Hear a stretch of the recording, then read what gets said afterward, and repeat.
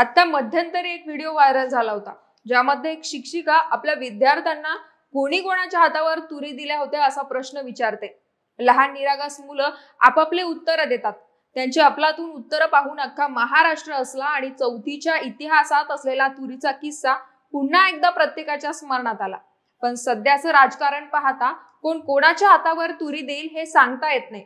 तरी आपण राजकारणाचे विद्यार्थी, अभ्यासक, चाहते किंवा सामान्य नागरिक म्हणून जरी विचार केला तरी काही तर्क आपण बांधू शकतो। आणि या तर्कांच्या आधारावर एकनाथ शिंदे यांना भाजप बाजूला सारणार का, असा एक प्रश्न निर्माण होतो आणि यावर सर्वत्र चर्चा देखील सुरू होते।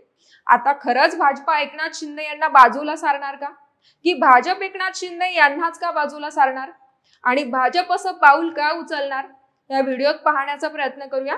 नमस्कार, मी पूजा पवार आणि आपण पाहताय सत्तावारी। आता भारतीय जनता पक्ष एकनाथ शिंदे यांना बाजूला का सारणार याचा शोध घेण्यासाठी आपल्याला थोडंसं पाठीमागे जावं लागेल। जेव्हा 2019 ची निवडणूक झाली तेव्हा सत्ता स्थापन करताना अनेक घडामोडी घडल्या। त्यानंतर पहाटेचा शपथविधी झाला आणि त्यानंतरच्या वर्षानुदोन वर्षांनी शिंदे गट बाजूला झाला।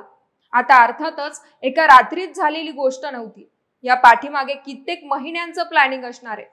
जेव्हा शिंदे गट भाजपात सामील झाला आणि मुख्यमंत्री म्हणून एकनाथ शिंदे यांचं नाव पुढे आलं तेव्हा देवेंद्र फडणवीस यांना उपमुख्यमंत्री सुद्धा व्हायचं नव्हतं, असं त्यांनी स्वतः जाहीरही केलं होतं। त्यानंतर पक्षश्रेष्ठींच्या आदेशावरून त्यांना उपमुख्यमंत्री पद स्वीकारावं लागलं। आता भाजपाचा मुख्य चेहरा असणारे, मुख्यमंत्री पदाची सूत्रे सांभाळणारे, महाराष्ट्रातीलच नाही तर महाराष्ट्र बाहेरच्या निवडणुकांमध्ये उल्लेखनीय कामगिरी करणारे नेते म्हणून भारतीय जनता पक्षाचे कार्यकर्ते, पदाधिकारी देवेंद्र फडणवीस यांच्याकडे पाहतात। अशा माणसाला उपमुख्यमंत्री पदावर बसून त्यांचा अपमान झाल्याची जनभावना अनेकदा आपल्याला पाहायला मिळाली। त्यामुळे शिंदे आपल्यापेक्षा कधीच वरचढ होऊ नये याची दक्षता स्वतः फडणवीस आणि भारतीय जनता पक्ष घेतोय, हे आपल्या लक्षात घ्यावं लागेल। दुसरा मुद्दा म्हणजे अनेक ठिकाणी भाजपा विरुद्ध शिंदे गट हा वाद शिंदे आणि ठाकरेंपेक्षाही जास्त चिघळला जातोय।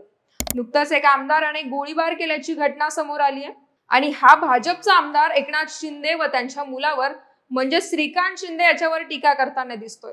त्यानंतरचा मुद्दा जेव्हा शिंदे गट आणि भाजपा एकत्र होते तेव्हा विरोधी पक्षात अजित दादा पवार बसलेले होते। एकाकी अजित पवार महायुतीत सामील झाले याचा थोडासा विचार केला तर काही पर्याय आपल्या समोर दिसतात। त्यातला मुख्य पर्याय हा आहे की जर अपात्रतेसंदर्भात काही निकाल जर त्यांच्या विरुद्ध लागला तर अपेक्षित संख्याबळ भाजपाकडे ऑलरेडी असेल। त्यामुळे शिंदे गटातील आमदार अपात्र जरी झाले तरी सत्तेपासून दूर होता येणार नाही।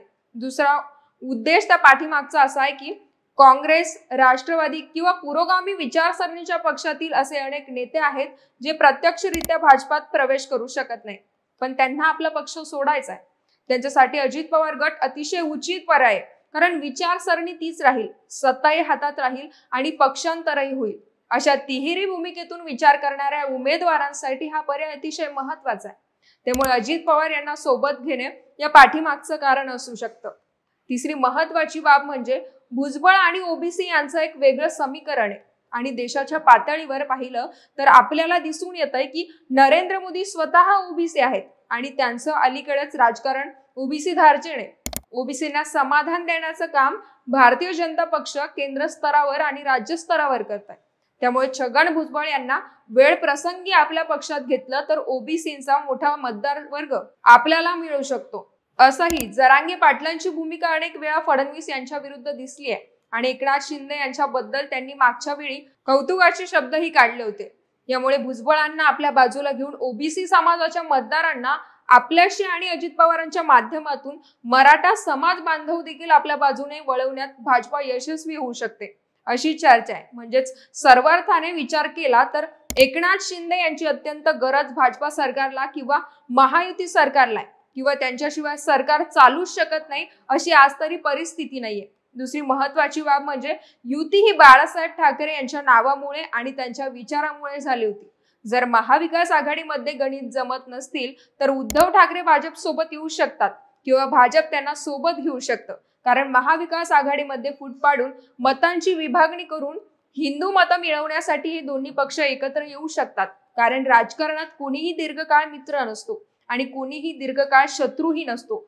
तसंच राजकारणात कधी कोणते निर्णय घेतले जाईल हे कुणीही पक्क सांगू शकत नाही. शिंदे ठाकरे यांना सोडू शकतात तर वेळ प्रसंगी आपल्यालाही सोडू शकतात, ही बाब भाजपा जाणून असल्याचं बोलल्या जात आहे.